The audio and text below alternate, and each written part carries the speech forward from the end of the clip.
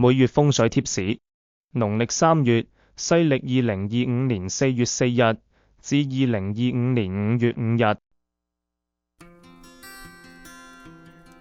正東，本年正東為九子火，本月正東為七赤金，火金交戰，而不利肺骨氣管，宜放一顆石化解。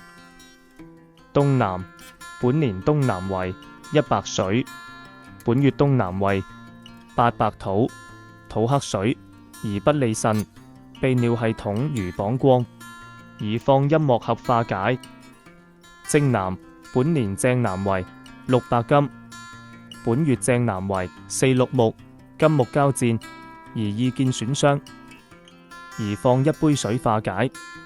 西南，本年西南為八白土，本月西南為六白金，八綠相遇，而利文士參軍，意圖作用。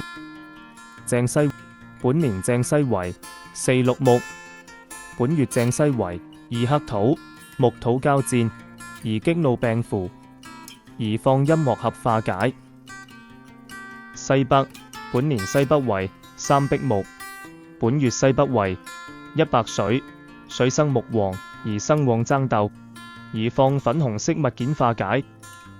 正北，本年正北為七赤破軍金，本月正北為五旺死符土，宜放陰木口加一杯水化解。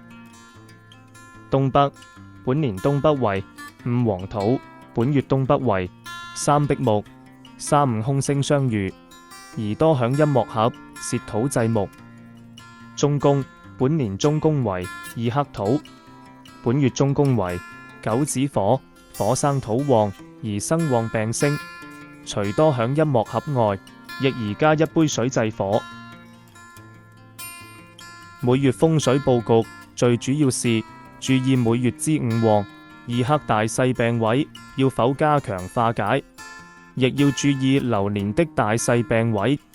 流月如是農曆2月、5月、8月、9月等火土飛星，會加強五旺、二黑的壞影響，必須加強化解，多享陰木合。此外，除每年文昌位外，在需要的月份，亦可在每月文昌位加強佈局，有利考試。